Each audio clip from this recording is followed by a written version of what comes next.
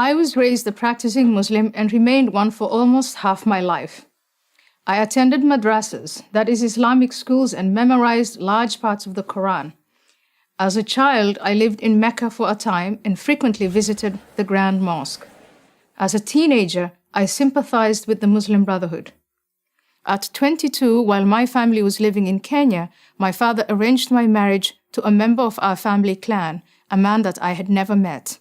I ran away, made my way to Holland, studied there, and eventually was elected a member of the Dutch Parliament. Now I live in the United States. In short, I have seen Islam from the inside and the outside. I believe that a reform of Islam is necessary and possible, and only Muslims can make that reform a reality. But we in the West cannot remain on the sidelines as though the outcome of this struggle has nothing to do with us. If the jihadists win and the hope for a reformed Islam dies, the rest of the world will pay a terrible price. The terror attacks in New York, London, Madrid, Paris, and many other places are only a preview for what's to come. For this reason, I believe that it's foolish to insist, as Western leaders habitually do, that the violent acts committed in the name of Islam can somehow be divorced from the religion itself. For more than a decade, my message has been simple. Islam is not a religion of peace.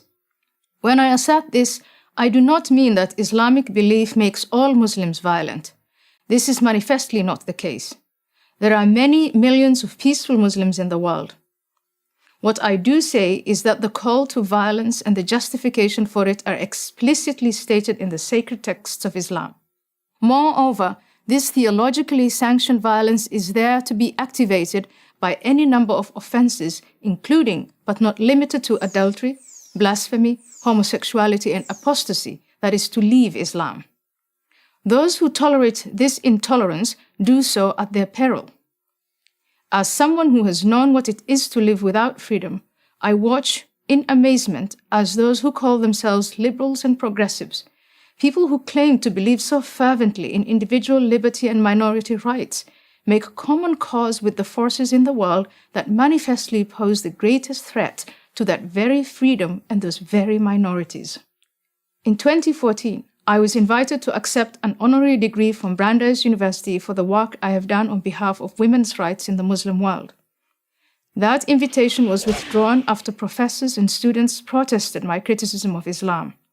My subsequent disinvitation, as it came to be called, was no favor to Muslims, just the opposite. By labeling critical examination of Islam as inherently racist, we make the chances of reformation far less likely. There are no limits on criticism of Christianity at American universities or anywhere else for that matter. Why should there be of Islam? Instead of contorting Western intellectual traditions so as not to offend our Muslim fellow citizens, we need to defend both those traditions and the Muslim dissidents who take great risks to promote them. We should support these brave men and women in every way possible. Imagine a platform for Muslim dissidents that communicated their message through YouTube, Twitter, Facebook, and Instagram.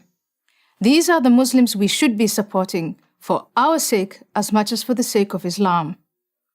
In the Cold War, the West celebrated dissidents such as Alexander Solzhenitsyn, Andrei Sakharov, and Václav Havel, who had the courage to challenge the Soviet system from within.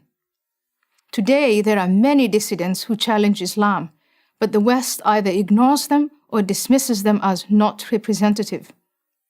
This is a grave mistake.